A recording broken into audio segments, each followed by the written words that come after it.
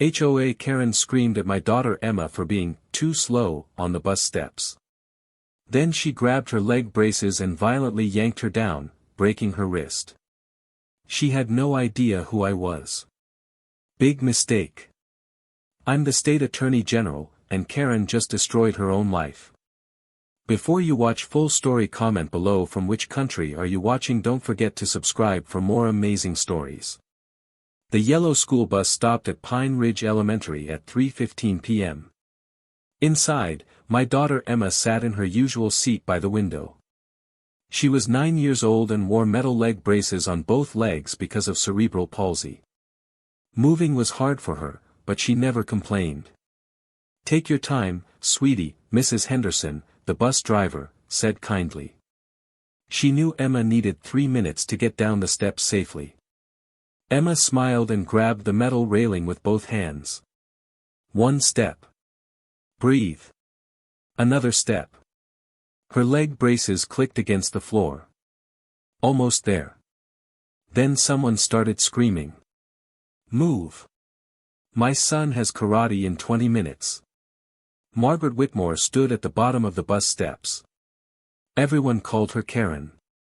She was the HOA president and always complained about everything in our neighborhood. "I'm sorry, ma'am," Emma whispered, scared. "I'm going as fast as I can." "Well, it's not fast enough." Karen's voice got louder. "Every day you hold up this bus. It's rude." Mrs. Henderson stood up. "Ms. Whitmore, please step back. Emma has a disability. She needs—" "I don't care." Karen screamed. "These children have places to be. She just wants special treatment." Emma's hands shook on the railing. Tears started running down her face. She tried another step, but her leg brace caught on the edge. That's when Karen lost control. "That's it." She pushed past Mrs. Henderson and grabbed Emma's thin wrist. "You're moving." Then Karen yanked hard. Emma couldn't catch herself with her braced legs. She fell forward. Her backpack flew off. Her small body crashed down the steps, metal braces banging against steel. She hit the concrete sidewalk hard. Her cry of pain filled the air. "Emma!" Mrs. Henderson screamed. "Get up. Stop being dramatic." Karen yelled at her. Emma tried to push herself up, but her left wrist wouldn't work. She sobbed on the ground. "Please," Emma cried. "Please, I'm sorry. I'm sorry." Hearing your child say sorry for existing breaks your heart. I was 3 miles away when Mrs. Henderson called. "Ms. Torres," her voice shook. "There's been an incident. Emma's hurt. An ambulance is coming." My world stopped. "What happened?" "Margaret Whitmore pulled her off the bus. Emma fell. Her wrist is swelling and she's terrified." "I'm so sorry. I tried to stop her." "Margaret Whitmore. The woman who sent me HOA violations every week. 1 for my garbage can, 1 for Emma's wheelchair ramp, 1 for our grass being too tall. Keep Emma calm." "I'm coming." I paused. "Don't let Margaret leave." I called my assistant at the state attorney general's office. Yes, I was the state attorney general. "Sarah, pull every file on Margaret Whitmore. Traffic tickets, lawsuits, everything. Contact Children's Services and the county DA." "What happened?" "She just attacked my daughter." I drove carefully but fast. My mind went through all the laws. Assault on a child, child endangerment, disability discrimination. Hate crime laws. I was a mother first. But I was also the top law officer in the state. And Karen had made the biggest mistake of her life. The scene at the school looked like a nightmare. An ambulance sat with red and blue lights flashing. Parents stood in worried groups. And there was my Emma, sitting in the ambulance, face covered in tears, holding her left wrist. I ran to her. "Mama. Emma's voice broke. I'm here, baby. I'm here. I hugged her carefully.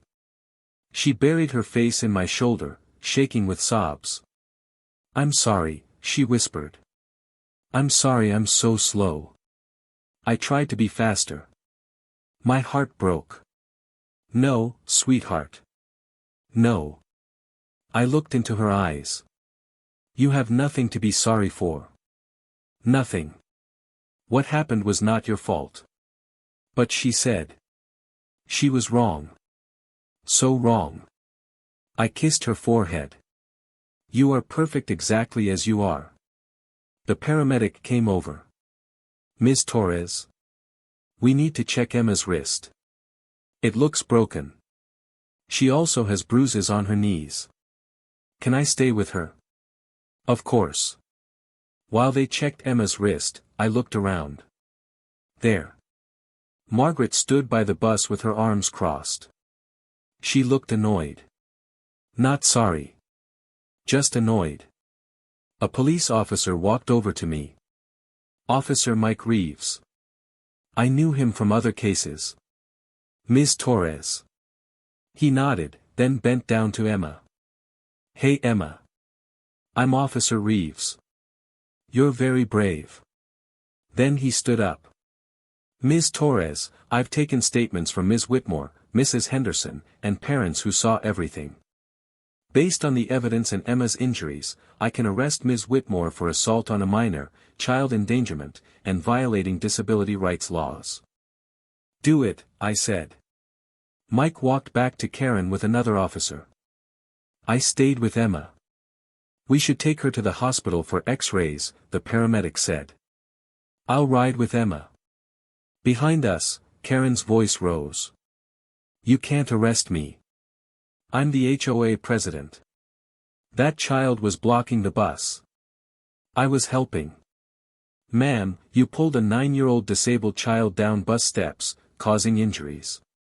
That's assault, not helping, Mike said coldly. She's not disabled, she's just slow. And lazy. If her mother raised her right. That's enough. Handcuffs clicked. Margaret Whitmore, you're under arrest. You have the right to remain silent. Emma pressed closer to me. Mama, why is she saying those things about me? Some people are full of anger, baby. It has nothing to do with you. You are not slow. You are not lazy. You have a medical condition. That doesn't change who you are as a person. Do I take advantage of special treatment? No. You use help that lets you do the same things as everyone else. That's not special treatment. That's equality. Then why does she hate me? She doesn't hate you. She doesn't even know you. She hates herself and takes it out on people she thinks won't fight back. Emma was quiet. Then, are you going to fight back, Mama? I looked at my daughter. In her eyes, I saw pain, fear, but also hope. Yes, I said. I'm going to fight back. Not just for you, but for every child like you. The X-rays showed Emma's wrist was broken. She needed a cast for 6 weeks. The bruises would heal. But the emotional pain would take longer. That night, after Emma was asleep, I looked at the files Sarah sent me. Margaret had quite a history. She filed 12 HOA complaints against neighbors in 2 years. She had 4 court cases. 2 restraining orders against her for harassment, many calls to police about suspicious activity, which was just people of color in her neighborhood, calls about children playing too loud. But the old file made my blood cold. 7 years ago, Margaret was a teacher. 2nd grade. She was fired after parents complained about how she treated students with disabilities and ADHD. She denied bathroom breaks, refused to help students who needed it, and embarrassed children publicly. One child wet himself because she wouldn't let him use the bathroom. Another had to wear a dunce cap in class. She didn't just attack Emma randomly. She had a history of being cruel to vulnerable children. The county DA called. Carolina, I heard what happened. How's Emma? Broken wrist, bruised, scared. I've reviewed the witness statements. We have a strong case. With her history and the disability angle, we can add hate crime charges. What about jail time? With everything? She could get 5 years. Good. 3 days later, Margaret's lawyer called wanting a deal. Misdemeanor assault, 6 months probation, anger management, and a written apology to Emma. No jail time? I asked. My client has no criminal record. She's been on TV saying it was an accident. That's not taking responsibility. What do you want? Felony charges. At least 1 year in jail. 5 years probation after, counseling about disability bias. 100 hours volunteering with disabled people. Public apology, payment for all Emma's medical bills and therapy. That's harsh. She broke my daughter's wrist and showed no remorse. I think it's fair. We'll see you at trial. The weeks before trial were hard. Jessica Morrison, the DA, met with Emma 3 times to prepare her for court. If you don't understand a question, say, I don't understand, Jessica told her. If you don't remember, say, I don't remember. Just tell the truth. Emma practiced seriously. She took this very seriously. Meanwhile, we found more evidence. The bus had a security camera. The footage was devastating. You could see Emma carefully going down the steps. You could see Karen yank her hard. Emma's feet left the ground before she fell. It was clearly a violent assault. Margaret's lawyer saw the video and called again. We'll plead to misdemeanor assault, 6 months probation, counseling, and medical costs. But no public apology. I laughed. She attacked a child on camera in front of witnesses and it's been all over the news, but saying sorry is too embarrassing. Those are her terms. Then we'll see you in court. 3 days before trial, Emma came to me. Mama. I want to testify. Sweetheart, you don't have to. We have other witnesses. I know. But I want to tell what happened. In my own words. So everyone knows the truth. Emma, testifying is hard. The lawyer will ask tough questions. He might try to confuse you. Will he be mean? I chose honesty. He'll probably suggest you fell on your own. He'll ask detailed questions. It might feel like he doesn't believe you. But you'll be there. Right there in the courtroom. Emma thought carefully. I still want to do it. Because if I don't, other kids might think it's okay to hurt people like me. My brave daughter. Okay. We'll make sure you're ready. The courthouse was packed on the first day of trial. Disability rights groups had a peaceful protest outside with signs saying, "Protect all children," and "Disability rights are human rights." Emma sat beside me in the front row, wearing her favorite blue dress. Her cast was covered with messages from classmates, hearts and, "We love you, Emma." The trial began. Jessica laid out the case. The witnesses, the medical evidence, the bus video. Margaret's history. This wasn't an accident, Jessica told the jury. This was a woman with a history of prejudice against disabled people who saw a child she thought was less than and decided that child safety didn't matter. Margaret's lawyer tried to paint a different picture. Margaret was trying to help. The fall was accidental. This was a misunderstanding. The first witnesses testified. Mrs. Henderson described what she saw. The paramedic, the doctor who treated Emma. 4 parents who witnessed everything. Then they showed the bus video. The courtroom went silent. On screen, you could see everything. Emma carefully walking down. Margaret's angry face, the violent pull, Emma falling and hitting the steps hard. Then Margaret standing over Emma with her hands on her hips, looking annoyed while the child cried. No attempt to help. Just irritation. Several jurors looked upset. Margaret cried at the defense table. But the jury looked at her with disgust, not sympathy. On day 3, Emma testified. She sat in the witness box, her cast visible, her leg braces showing. She looked so small. Jessica asked gently, "Emma, can you tell us your name and age?"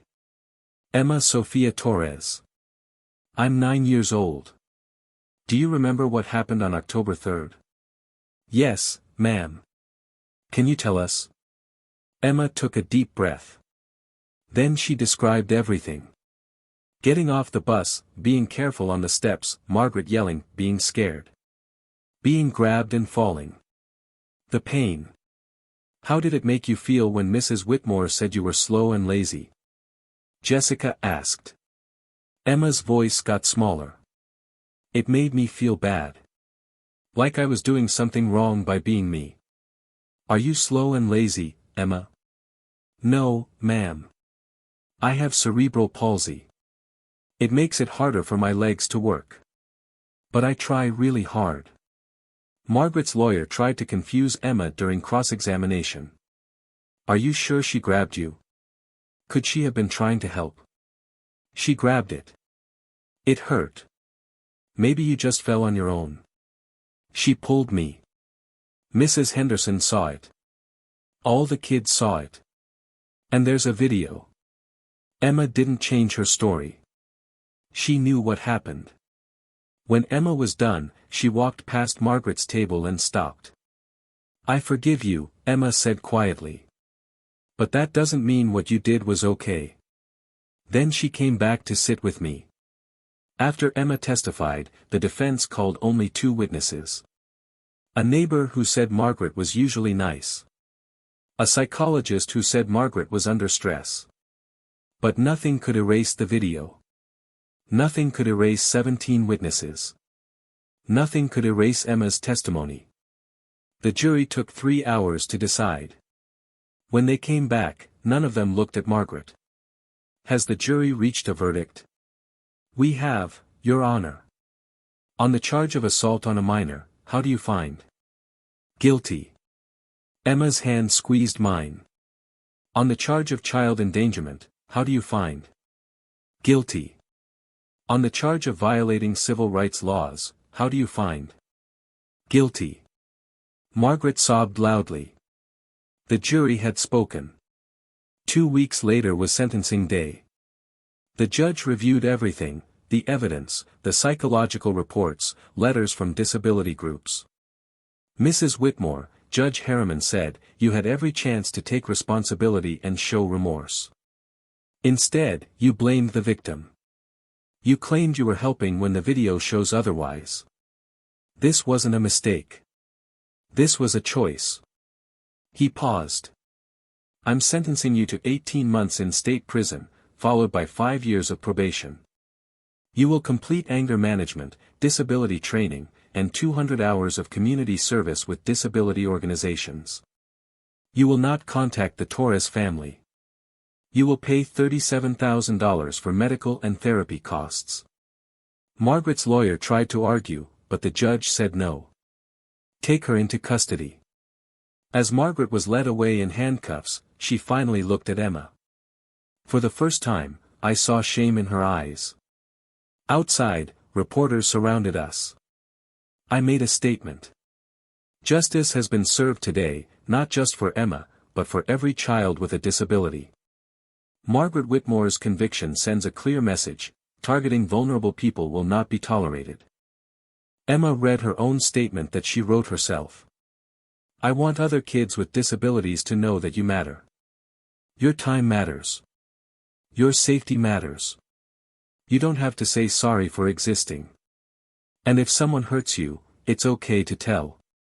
You deserve to be protected." The video of Emma's statement went viral. The months after the trial were about healing. Emma continued therapy. Slowly, her nightmares stopped. Slowly, her confidence came back. She went back to riding the bus. Mrs. Henderson made sure Emma always had extra time. The school created new policies requiring disability awareness training for all staff. They added bus monitors for students who needed extra support. The HOA changed their rules to prevent discrimination and make accessibility modifications automatic. And I used my position as Attorney General to push for changes across the state. Stronger penalties for hate crimes against disabled people. Education programs for schools. A task force to investigate discrimination. Emma became involved too. She started speaking at schools, sharing her story, helping kids understand that disability was just part of being human. About 6 months after the trial, Emma came home excited. "Mama. There's a new girl in my class named Sophie who uses a wheelchair. Today some boys made fun of her. And all the other kids, the same kids from the bus, they stood up for her. They told those boys that Sophie was fine the way she was." Emma's eyes shone. "They remembered, Mama. They remembered what I said about everyone mattering. This was why we fought. For Emma, for Sophie. For every child who would come after." "I'm so proud of you," I said. Sophie asked if she could sit with me at lunch. I said yes. "I think we'll be good friends." A year after Margaret went to prison, a letter arrived. It was from Margaret, sent through the court. I almost threw it away. But Emma asked what it said. "A letter from Mrs. Whitmore." "What does it say?" "I don't know yet. Do you want me to read it?" Emma thought. "Yes. I want to know if she really understands now." I opened it. The letter was long and handwritten. And as I read, I realized something had changed. "Dear Emma and Ms. Torres. I am writing from prison. I want to start by saying that no apology will ever be enough for what I did. But I'm going to try. Emma, I hurt you. I hurt you when I grabbed you and made you fall and break your wrist. But I hurt you in other ways too. I hurt you by treating you like you didn't matter, like your needs were annoying, like you were less worthy of kindness than other children. I am deeply sorry. For a long time, I told myself I was just trying to help. I convinced myself I did nothing wrong. It took months of counseling to see the truth. I was lying to myself. The truth is that I have been prejudiced against disabled people for most of my life. I grew up when disabled children were hidden away. I absorbed those attitudes. When I was a teacher, I viewed students who needed help as problems, not children. When I lost that job, I blamed everyone but myself. I let my anger grow. When I saw you, Emma, on those bus steps, I didn't see a brave child doing her best. I saw an annoyance. An obstacle. So I treated you like an object to be moved instead of a person deserving respect. Even as I hurt you, even as you fell and cried and apologized when I should have apologized, I still didn't see you as fully human. I was just annoyed you were being dramatic.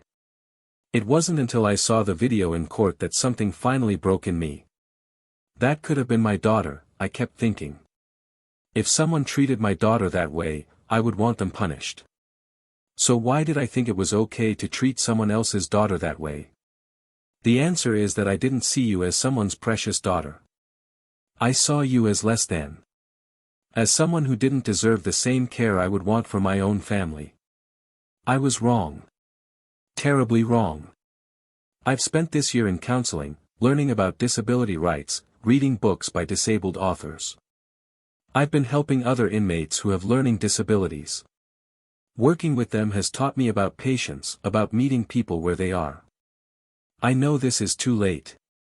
I know that no amount of learning or apologizing can undo the harm I caused. You shouldn't have had to suffer so I could learn basic human decency. But I have learned. And when I get out, I'm committed to spending the rest of my life working to make things better. Emma, you are brave and strong and you matter. You always mattered. Your time matters. Your needs matter. You deserve to move through the world safely. I'm sorry I ever made you feel otherwise. Ms. Torres, thank you for fighting for your daughter. Thank you for not letting me get away with what I did. I hope Emma is doing well. I hope her wrist healed. I hope she's back to being a regular kid without the shadow of what I did haunting her. I will carry the weight of my actions for the rest of my life. With deepest remorse. Margaret Whitmore. I finished and looked at Emma. She says she's really sorry, I said. And that she understands now why what she did was wrong. Does she mean it? I think so. It sounds like she's done a lot of learning. Emma was quiet.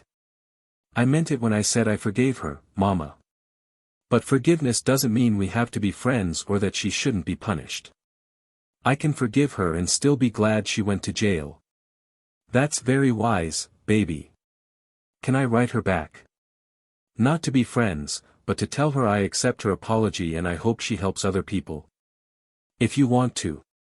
I want to. Because maybe if she knows I don't hate her, she'll work harder to be better. Emma is 12 now.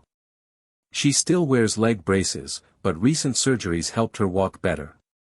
She rides the bus every day without fear. She has good friends, including Sophie.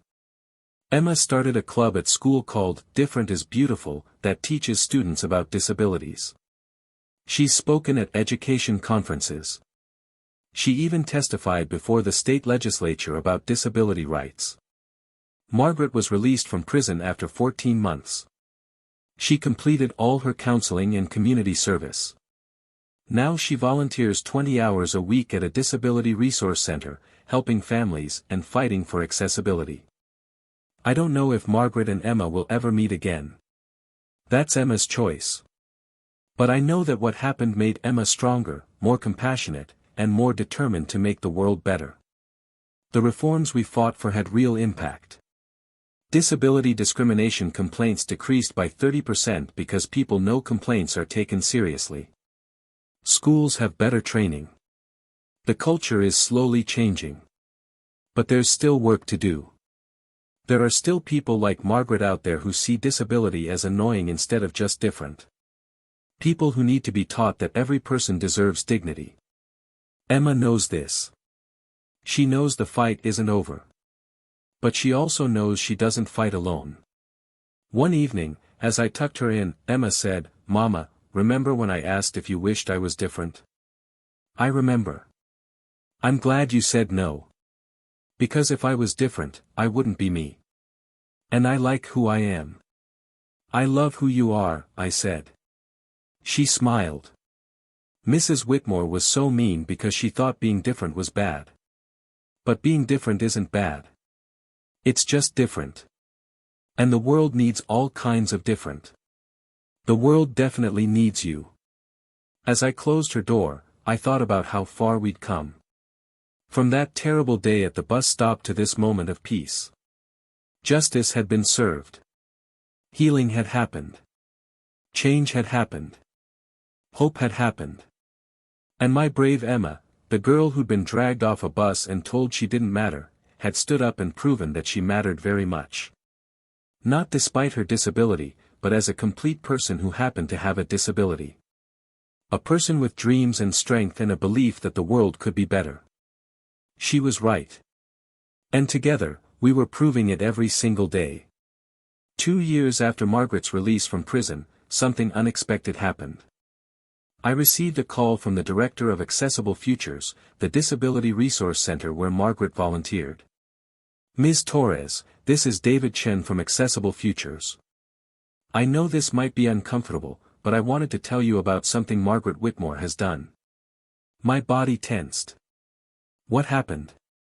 "Nothing bad, I promise. Actually, something remarkable.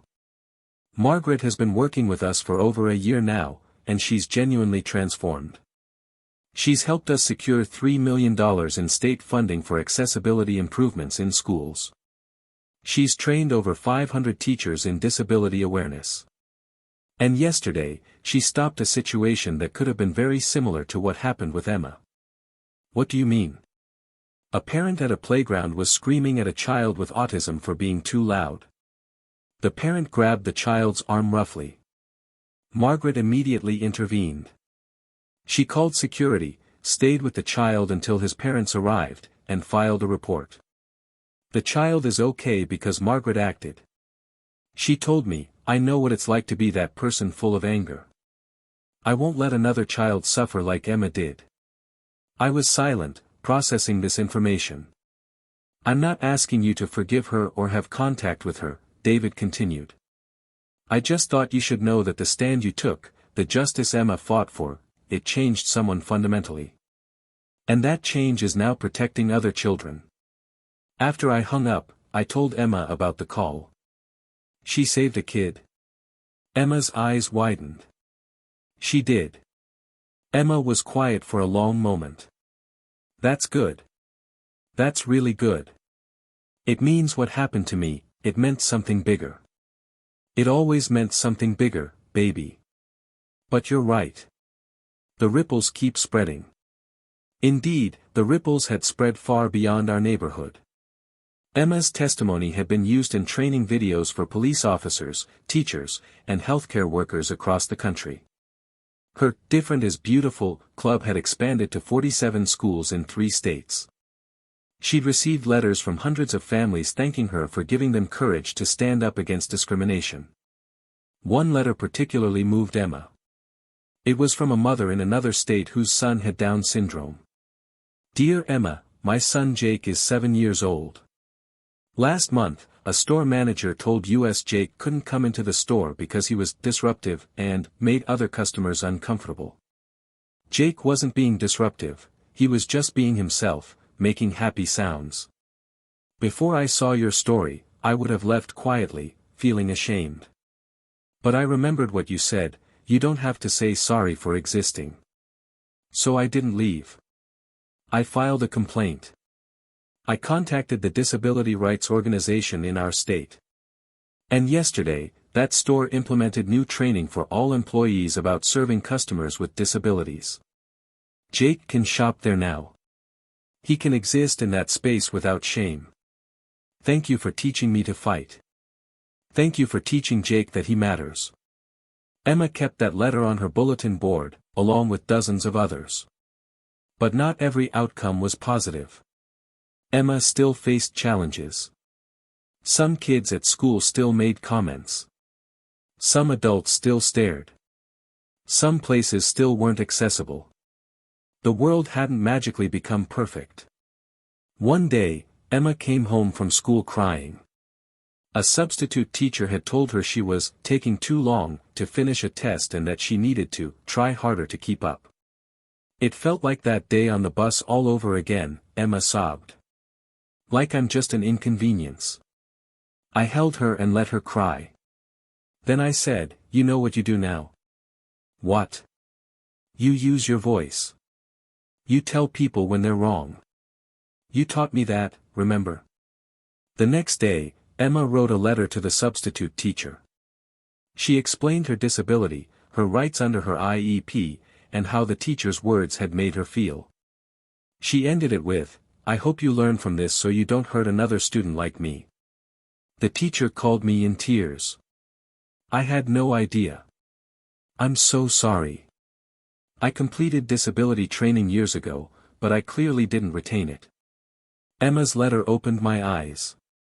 I'm taking a refresher course, and I'll be more careful with every student. Emma had found her power. Not just in courtrooms and laws, but in everyday moments of standing up for herself and others. Meanwhile, the changes kept spreading. The school district created an Emma's Law policy requiring all buses to have cameras and additional support for students with disabilities. The state legislature passed new protections for disabled children in public spaces.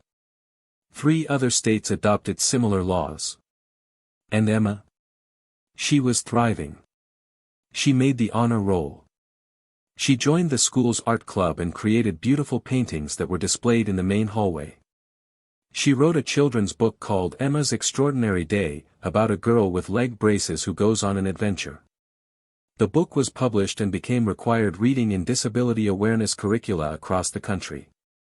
On Emma's 13th birthday, we held a party at the park. Sophie was there, along with 20 other friends from school.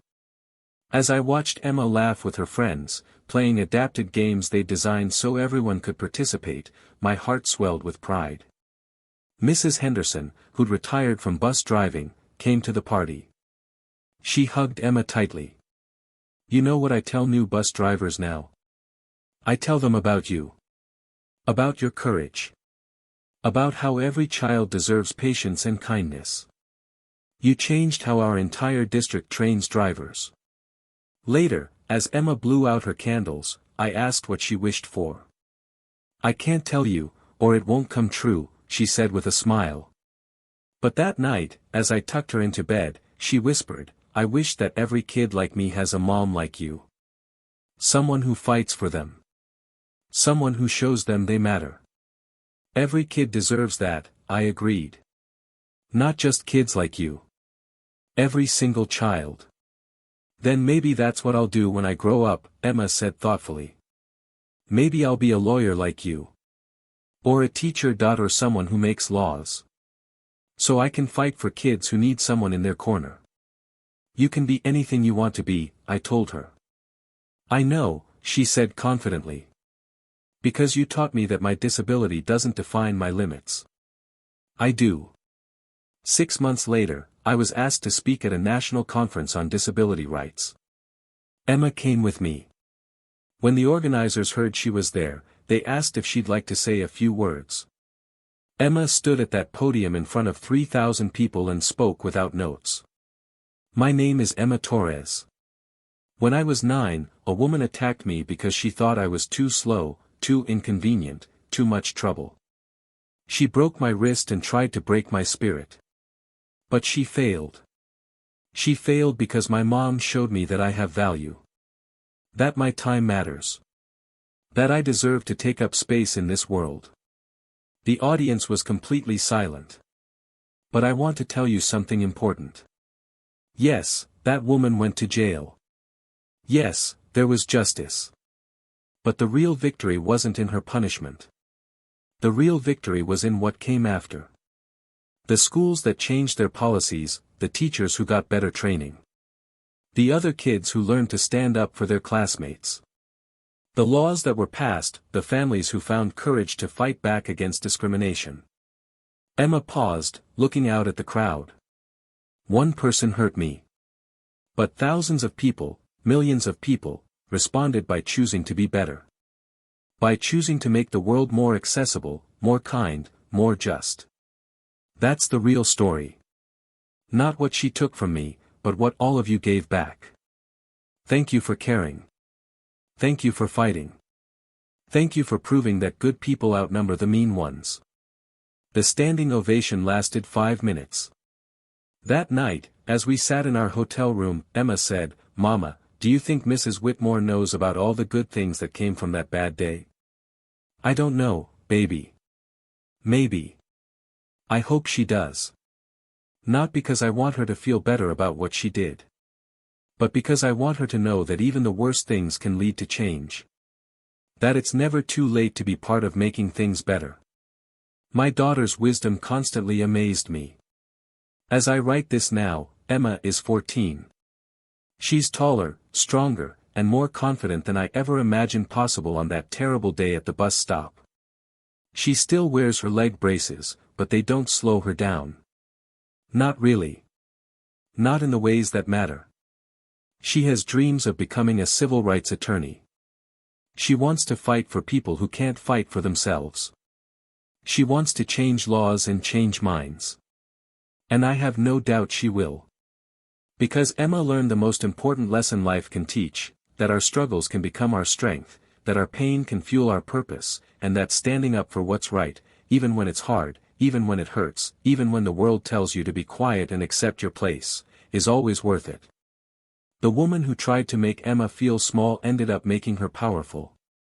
The attack that was meant to diminish her ended up amplifying her voice.